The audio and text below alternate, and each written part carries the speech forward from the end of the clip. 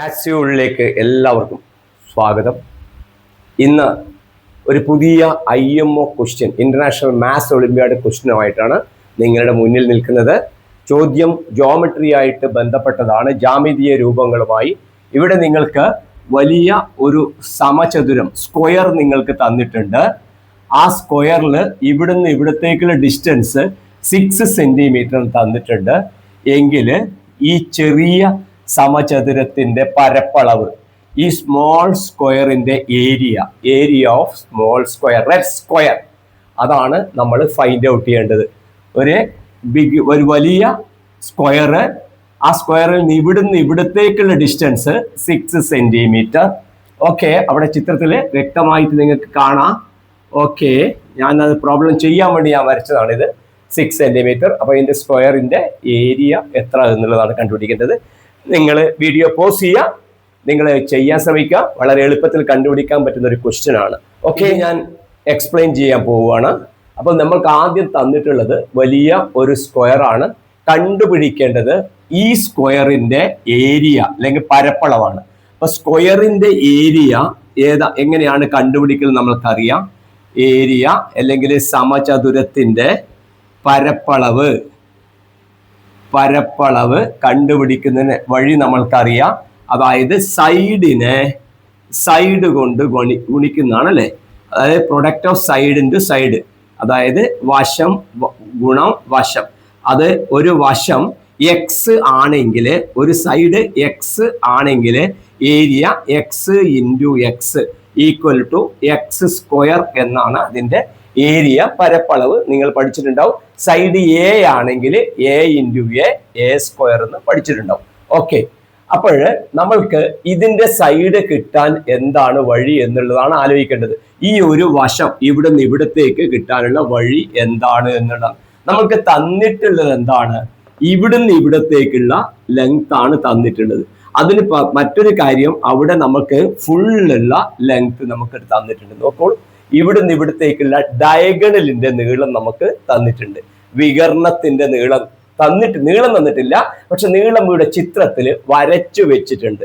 അപ്പോ നമ്മൾക്ക് അറിയാം, ഇങ്ങോട്ടും ഒരു ഡയഗണല് ഇതിലൂടെ വരക്കുകയാണ് എങ്കിൽ, നോക്കൂ, ഇതിലൂടെ ഒരു ഡയഗണല് വരക്കുക ആണ് എങ്കിൽ നമ്മൾക്ക് അറിയുന്ന കാര്യം എന്താ? ഈ ഡയഗണൽസ് സ്ക്വയറിന് ഈക്വൽ ആയിരിക്കും.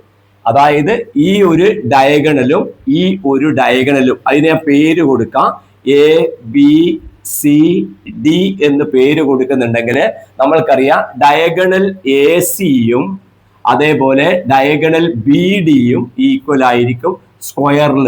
റെക്ടാങ്കിൾ, സ്ക്വയർ, ഈ സൈഡ്സിലൊക്കെ ഡയഗണൽസ് ഈക്വൽ ആയിരിക്കും. കൂടാതെ ഈ ഡയഗണൽസ് എന്താണ്?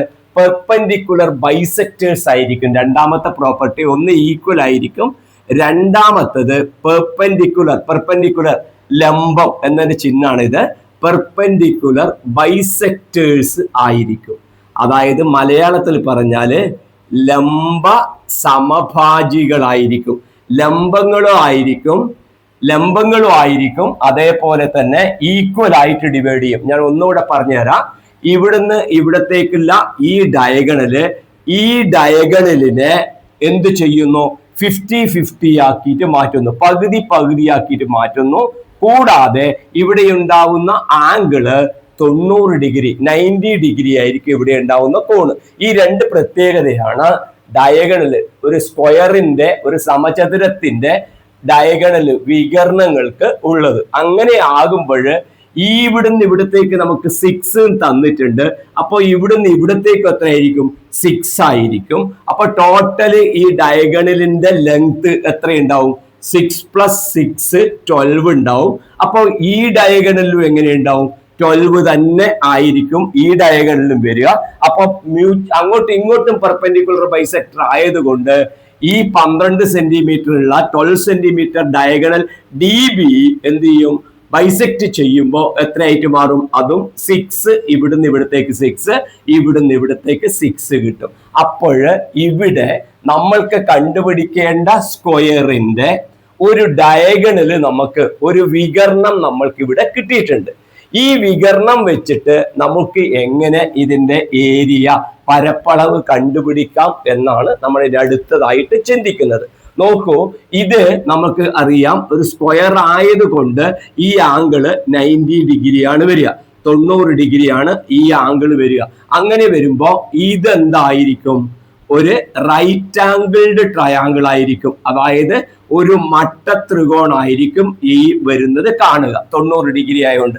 ആ റൈറ്റ് ആംഗിൾഡ് ട്രയാങ്കിൾ ഞാൻ ഇങ്ങനെ വരക്കാം. ഇങ്ങനെയുള്ള റൈറ്റ് ആംഗിൾഡ് ട്രയാങ്കിളില് ഇത് 90 ഡിഗ്രി ആയിരിക്കും. അപ്പൊ ഇനി നമ്മൾക്ക് കണ്ടുപിടിക്കേണ്ടത് എന്താ? ഈ സൈഡ് എത്രയാണെന്നാണ് കണ്ടുപിടിക്കേണ്ടത്. ഈ സൈഡ് നമ്മൾ എ എന്ന് എടുക്കുകയാണെങ്കിൽ ഈ സൈഡും എത്രയായിരിക്കും? എ ആയിരിക്കും. അല്ലെങ്കിൽ ഇപ്പുറത്തെ സൈഡും എ, ഇതും എ, അല്ലെങ്കിൽ 4ഉം എ ആയിരിക്കും. ഓക്കെ, അപ്പൊ ഈ റൈറ്റ് ട്രയാങ്കിളിന്റെ ഇപ്പൊ 3 സൈഡും നമ്മൾക്ക് എന്തെങ്കിലും ആയി കിട്ടിയിട്ടുണ്ട്. എന്തൊക്കെയാണ്? ഇത് എ ആണ്, ഇത് എ ആണ്, ഇത് 6 ആണ്. അതായത് ഇത് ഞാൻ എ എടുത്തു, ഇത് ഞാൻ എ എടുത്തു, ഇത് നമ്മൾക്ക് 6 എന്ന് കിട്ടി. കാരണം ഇത് 6 ആയതുകൊണ്ട് ഇവിടത്തേക്ക് 6, ഇവിടത്തേക്ക് 6, ഇവിടത്തേക്കും 6, 6 ആയിരിക്കും. അപ്പോൾ അങ്ങനെ വരുമ്പോൾ യൂസിങ് പൈതഗോറസ് തിയറം, പൈതഗോറസിന്റെ സിദ്ധാന്തം വെച്ചിട്ട് നമ്മൾക്കറിയാം base square plus altitude square equal to hypotenuse square.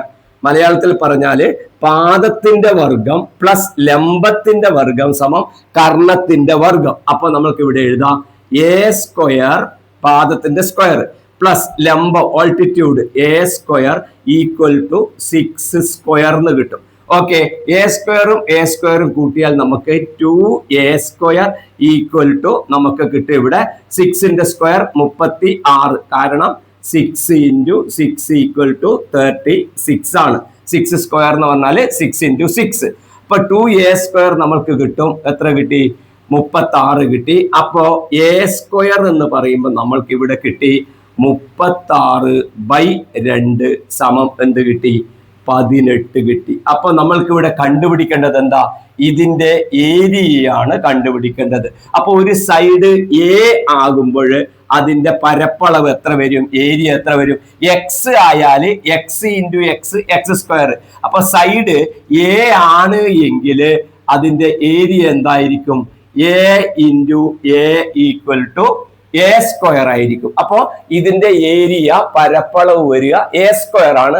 ആ എ സ്ക്വയർ നമ്മൾക്ക് ഇവിടെ എത്ര കിട്ടി? 18 എന്ന് കിട്ടിയിട്ടുണ്ട്. അപ്പൊ ആൻസർ നമ്മൾക്ക് ആയി കഴിഞ്ഞു.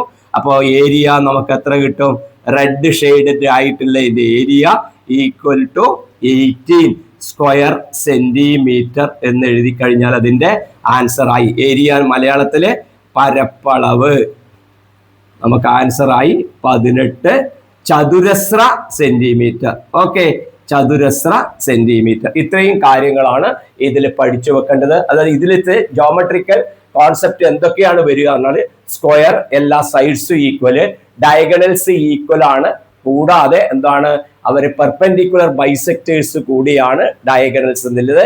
ആ ഒരു ഐഡിയ അറിയണം. പിന്നെ തന്നിരിക്കുന്ന കണ്ടുപിടിക്കേണ്ട ചെറിയ സ്ക്വയർ, അതിന്റെ സൈഡ് എ എടുത്തു കഴിഞ്ഞാൽ യൂസിങ് പൈതഗോറസ് തിയറം വെച്ചിട്ട് നമുക്ക് ഇതിന്റെ ഒരു സൈഡ് കണ്ടുപിടിക്കാൻ കഴിയുന്നു എന്നുള്ളതാണ്.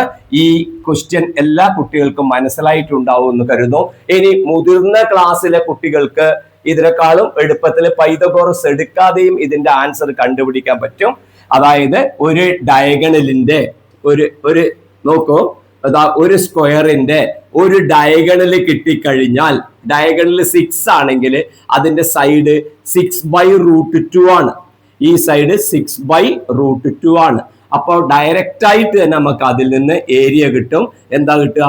6/√2 ഇൻറ്റു 6/√2 ഈക്വൽ ടു 36. 6 × 6 36, √2 ഇൻറ്റു √2 2, 36/2 നമുക്ക് എത്ര കിട്ടും?